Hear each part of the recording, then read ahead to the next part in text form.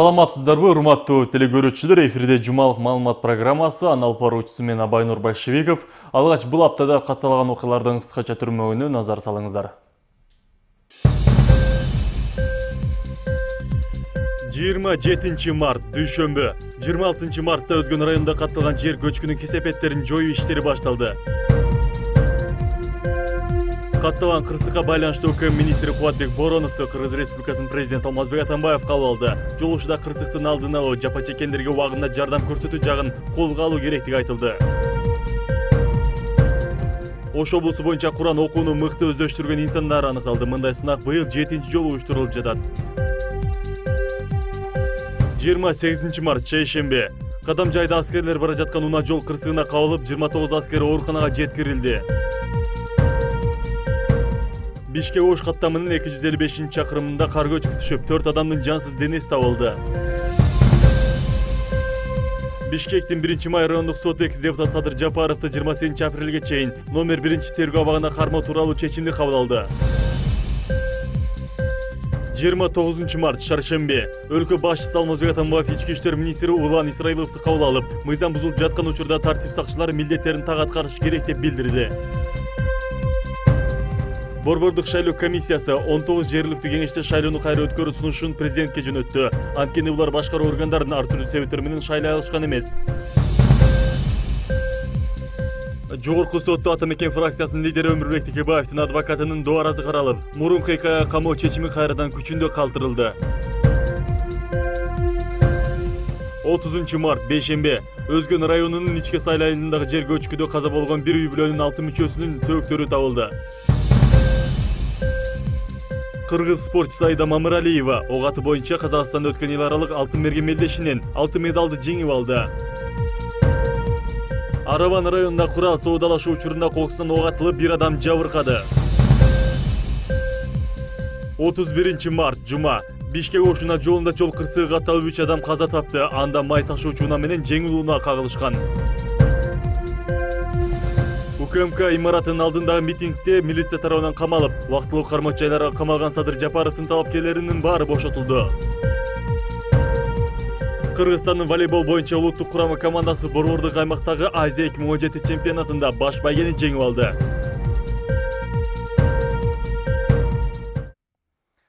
Кыргызстанда тыюу салынган экстремисттик жана террористтик уюмдар өз ишмердүүлүгүн токтотуша элек. Алар интернет аркылуу болушунча адамдарды өздөрүнө эмерип жатышат.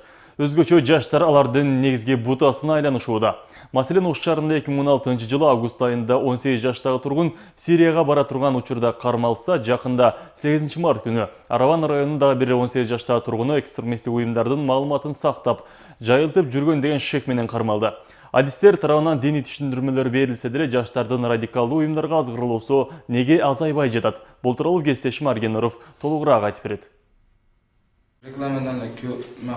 Март айынын башында 18 жаштагы Араван районунун тургуну өзүнүн Samsung S3 маркасындагы телефонуна диний кастыкты козутууга шектүү аудио жана видео файлдарды сактап жүргөн деген шек менен кармалды. Милициядан билдиргендей, ал буга чейин бир нече жолу досторуна көрсөтүп, радикалдуу уюмдун видеосун жайылтып келе жаткан. Ал жаран кармалган учурда Араван райондук ички иштер башкармалыгында сурак берип жатып, ал видеону кызыгып YouTube баракчасынан көчүрүп алганын айткан. Ички иштер бөлүмүнө эмне себептен түшүп калдыңыз? Телефонда Сирияда болгон согуш көрүп койгонбуз. Аны каяктан алдыңыз да? Интернеттен. Таанышыңыз жиберди беле? Жок, өзүм интернеттен. Кайсы сайттан? YouTube'дан. Не деген теманы таалдыңыз? Билбейм, согуш болгон видео. Жок, поиск кылганда кантип поиск кылып? Поиск эмес, рекламадан мактабыбызга жаткан. Поиск кылмайм. Реклама кайсы сайтта чыкты реклама? YouTube'да киргенде тышкарыдан көрүп турубузга жаткан экен. Сирия дегишле уруш видео. Айда эмнелер бар экен, эсиңизде барбы? Айтып берсеңиз ошо. Бул экен урушлар видеосу көрсөткөн. Телефондогу маалыматтар Бишкектеги мамлекеттик дин комиссиянын теологиялык экспертизасынын текшерүүсүнө жиберилип, видеороликтер Кыргызстанда ишмердүүлүгүнө тыюу салынган 3 экстремисттик топко тиешелүү экени аныкталды. Алар учурда Сирияда согушуп жаткан ИГИЛ уюму, ошондой эле Өзбекстан ислам кыймылы, жана Жамаат ат-Таухид вал Жихад радикалдык салафиттик жихадчыл топтору. Милиция бул жаш өспүрүмдү дароо эле кармаган эмес. Ал бир нече убактар бою укук коргоо кызматынын байкоосунда турган. Ош облустук ички иштер башкармалыгы мындай шектүү тургундар бир нече айлап көзөмөлдө туруп, андан соң шектүү катары колго түшүрүлөөрүн билдирет.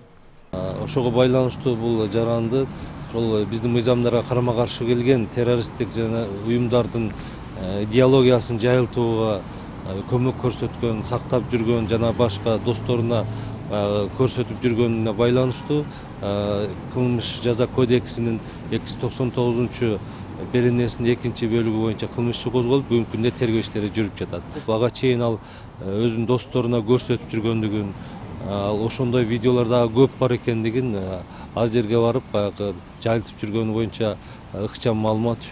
Кыргызстанда диний радикалдуу уюмдардын азгырыгынан жаштарды сактап калуу, туура багыт берүү аракеттери мамлекеттик кызматтар тарабынан жүргүзүлүп жатса деле, жаштар эмне үчүн экстремисттердин тузагына илинип жатат? Адистердин пикиринде азгырыктар көбүнесе акыл эси толук кандуу жетил элек жаштар арасында көбүрөөк. Ислам дининде баш айланткан агымдар көбөйгөндүктөн өспүрүмдөрдүн тартылып кетүүсү да оңой. Маселен, өткөн жылы август айында Ош шаарынын 18 жаштагы тургуну Сириядагы согушка баратып милицияга колго түшкөн. Ал кармалган учурда ачык эле радикалдуу уюмга кошулуп, жихад кылаарын моюндаган. Согушка барасың ба? Сен неме ол жаққа шақырып атат? Мен интернет аркылуу таанышкам. Мени эч ким чакырган эмес. Бирок айтып атпайсыңбы, согушка качканга даярмын деп. Даярсыңбы барып согушка качканга? Барып даярданып. Радикалдуу уюмдарга ачык кошулаарын айткан өспүрүм кийинчерээк сот жообуна тартылган. Деги эле экстремисттердин интернеттеги жана турмуштагы иш аракеттери атайын кызмат тарабынан тыкыр көзөмөлдөнөт. Бирок ошого карабай алар ар кандай жылчык таап, маалыматсыз жаштарды өзүнө тартып жатышат. Ошол эле кезде динди жамынып, динди чүмбөт кылып жана динди элге чек көрсөткөн уюмдар да бар. Азыркы күндө Кыргыз Республикасынын ар түрдүү сотторунун чечимдери менен 18 уюм террористтик жана экстремисттик деп табылган. Алардын ичинен бизде түштүктө өзгөчө көбүрөөк өздөрүнө жаштарды тартып көбүрөөк иш жүргүзгөндөр бул Хизбут Тахрир уюму. Ошол эле өзүнүн маалыматтык үгүттүк иштери менен жаштарды тартып аткан Ислам мамлекети, Жабхат ан-Нусра, Жаннат ашыклары, Жамаат ат-Таухид вал Жихад деген уюмдар бар да. Мына ушулар динди үйрөтмүш болуп туруп өзүнүн тузагына жаштарды киргизип кетүүдө да. Кыргызстанда ислам дини жана андагы агымдар Ханафи мазгабы тууралуу түшүндүрүү иш-чаралары мамлекеттик дин комиссиясы тарабынан жүргүзүлөт. Бул жаатта тажрыйбасы бар адистер жаштарга мектептен тартып туура диний билим берүү керек экендигин белгилешет. Анткени өспүрүмдөр билбей туруп экстремисттердин тузагына илинип, келечегине балта чабылып калып жатат. Ооба, негизинен бул жерде идеологияны каршы коюу керек да. Ошол багыттан алганда биз түшүндүрүү иштерине ислам багытындагы диний алымдарды көп тартабыз. Мисалы жума намаздарында чоң алымдар ушул багытта көбүрөөк жаштарга насаат айтышат, түшүндүрүшөт. Андан тышкары жаштар менен жолугушуулар. Андан кийин азыр мына интернет сайттарда да көп маалыматтар чыгып атат. Ички иштер министрлигинин ушул интернет сайттарда жанагы каршы пикир же түшүндүрүү жаштарга маалыматты жеткирүү боюнча бир топ атайын бөлүмдөр ачылган, ошол боюнча иштеп атышат.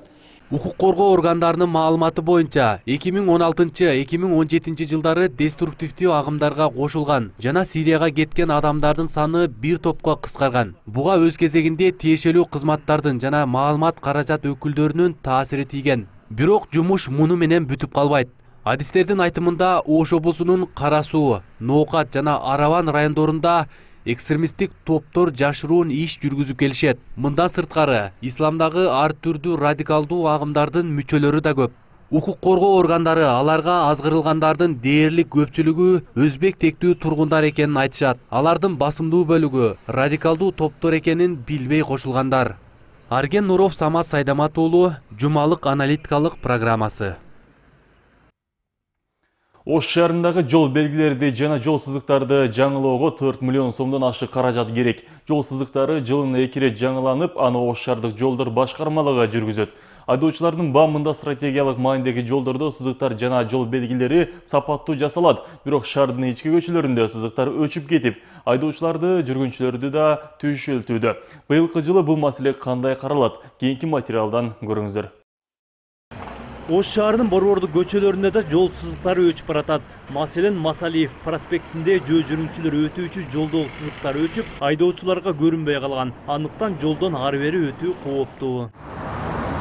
Биз азыр проспекти Масалиевдеги номер 22 мектептин алдында турабыз. Бул жайда атайын жөө жүргүнчүлөр өтүүчү сызыкча кайсы бир учурларда сызылган экен, бирок азыркы учурда бул жайда мындай бир айдоочуларга көрүнбөйт. Андыктан бул жайдан мына аз учурда гана өтпөсөңүз, мына мынтип өтө албайсыз. Өтүү дагы абдан кооптуу. Өткөрбөйт го. Ал эми жолду эки багытка бөлүп турчу сызыкчасыз шаардын четки көчөлөрүндө жок десе, Оштун негизги көчөлөрүнүн бири болгон Разаков проспектисинде жол эрежесин сактоочу жол сызыктар көрүнбөйт. Жол белгилери жана жол чырактар гана калды. Biz aslında şu Kıbrıs'ta yaşayan Salya şu yerde var ki problem oldu. Svetoforda nerede çizikler ölçüp etken. Anam ki Kanike'nin canında buruluşta var, çizikler yok. Yol buz, erejesi buzlar. Yol bermeyt var, hazır biliyorsun şoförler var. Propiska etmeyt. Salya buruluk eteyinde sevmiş bu kadar. Айдоочулардын баамында стратегиялык маанидеги чоң жолдорду оңдоого жакшы эле көңүл бурулганы менен шаар ичиндеги жол сызыктарын жаңылоодо сапатсыз боек колдонулат. Централдык жерлерде бар пешоход, бирок өчүп калган.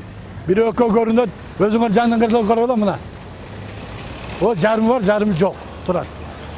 Ал эми мына Ош аэропортундагы линияны көр. Өчпөйт, эмне үчүн өчпөйт? Западныйдагы Ахметов көчөсүндөгү линиялар өчпөйт. Биздин централдык көчө ошо Касымбекова, Разакова көчөсүнө койсо эле өчүп калат. Линия деген жок. Жол белгилери жана сызыктары Ош шаарындагы жолдор ремонттон өткөндөн кийин жасалат. Эски асфальтка жол сызыгын сызуу болбойт дешет адистер. Өткөн жылы МАИ кызматынын көрсөтмөсү менен 204 жол белгиси коюлган. Жол сызыктарына жана атайын белгилерге 4 миллион 250 миңге чукул каражат коротулган. Бирок андагы жол сызыктары азыр өчүп кетти. Жумуштар апрель айынын аяктарында башталат. Себеби 25-26 апрелдерге ушул тендердин жыйынтыктары чыгат. Ошол мезгилден баштап шаардагы жол сызыктарын чийүү боюнча иштер башталат. Ал жерде жылына краска, боек менен жылына 2 жолу болот. Ал эми термопласт болсо жылына 1 жолу. Себеби термопласттын акчасы кымбатыраак. Өткөн жылы Ош шаардык жолдор башкармалыгына кала казынасынан 60 миллиондон ашык каражат бөлүнгөн. Бирок ал сумма быйыл 15 миллионду гана түздү. Андыктан шаардагы жол сызыктарын жана жолдорду оңдоодо быйылкы жылы айдоочулар күткөндөй иш аткарылбай калуусу да мүмкүн. Табият кырсыгынан апта ичинде 10 жаран бул дүйнө менен кош айтышты. Кар эрип, Нарын облусунда айылдарды суу каптоо коркунучу пайда болду. 28 мартта Ош-Бишкек унаа жолунда номер 23 жол тейлөө кызматына тиешелүү Toyota пикап автоунаасынын кар басып, унаанын ичиндеги 4 адам набыт болгон. Ал эми 26 март Ош облусунун Өзгөн районуна караштуу Ничке Сай айылында көлөмү 5000 куб метрге чейин жеткен жер көчкү жүрүп, бир үй бүлө мүчөлөрүн басып калган. Аба ырайына байланыштуу издөөчтөр 29 март күнү колго алынып, каза болгондордун баарын дене мүчөлөрү табылды. Теманы Арген Камалдинов улантат.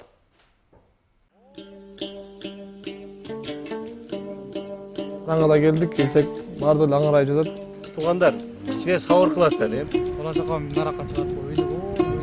Бизге эскертүү берилген эмес. Ничке Сай айылында жер көчкүнүн астында калып кеткендерди издөө үчүн өзгөчө кырдаалдар министрлигинин атайын куткаруу отрядынын 35 кызматкери, жергиликтүү тургундар, кырсыкка учураган жарандардын урук туугандары тартылган.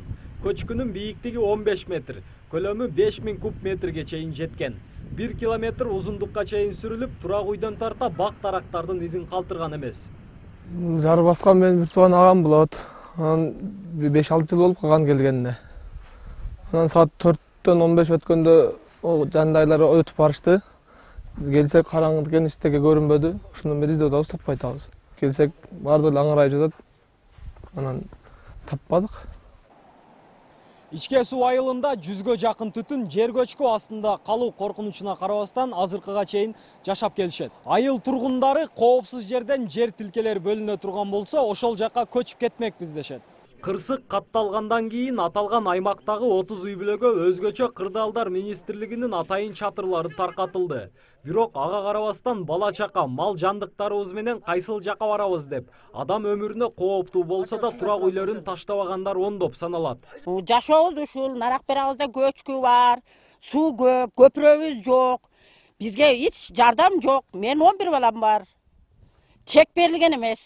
1996 жылы эле өзгөчө кырдаалдар министрлигинен аймакта жер көчкү жүрүү коркунучу бар деп эскертүү берилген. Бирок ага карабастан аталган айылдын түтүнү жыл сайын көбөйүп, учурда 500гө жакындап калган. Ал эми жергиликтүүлөрдүн 40%га жакынына мамлекеттик сууда берилген эмес. Эми мындагыларга коопсуз жайдан жер бөлүп берүү маселесин кароо үчүн атайын комиссия түзүлдү. Сууда пулун алып, бирок кооптуу аймактан көчүп кетпегендерди сот аркылуу болсо да көчүрөбүз деп бийлик өкүлдөрү билдиришти. Ушул жерге коркунуч туулуп аткан үй бүлөлөр, эгер сиздер 96-жылы чек алып чыгышыңар керек болсо, турсаңыз, чыгыш керек болсо, ал жерде жасабайбыз эч нерсе. Түшүндүңүзбү? Анда жасабайбыз. Эгерде ошол жерде үй бүлө бүгүнкү күндө мыйзамдуу жашап аткан болсо, анда жардам беребиз. Кырсык катталган жерге техника бара албайт. Бийиктиги 5 кабаттуу үйгө барабар болгон көчкүнүн астында калып кеткен 6 адамдан турган бир үй бүлө мүчөлөрү 31 март күнү табылды. Бул арадан Ичке Сай айылынын тургундарынан жогорку кеңештин депутаттарынан түзүлгөн комиссияда барып кабар алды. Чатырлар алдын ала тегириши керек да, негизичи кийин эмес, кырсык болгондон кийин эмес, ошо алдын ала ушу көчкү боло турган жерлерден мониторинг көзөмөл жүргүзүлүп, анан элди ошо коопсуз жайларга алып чыгуу маселеси каралышы керек да. Андан кийин жер берилеби, сууда берилеби, ал кийинки маселе да. Ош облусу боюнча жер көчкү коркунучу бар деп өзгөчө кырдаалдар министрлигинен 359 участок табылган. Ал эми Өзгөн районунун Ичке Сай айылында эле атайын жүргүзүлгөн мониторингде 178 аймак кооптуу делип аныкталган. Алдыда Ош, Жалал Абад облусундагы 62 аймакта жер көчкү жүрүү белгилери маалым болду. Арген Камалжынов, Шахрух Иминжанов, Жумалык аналитикалык программасы. Сиздер Жумалык маалымат программасын көрдүңүздөр, кечиңиздер көңүлдүү, жагымдуу жаңылыктар менен учурашалы.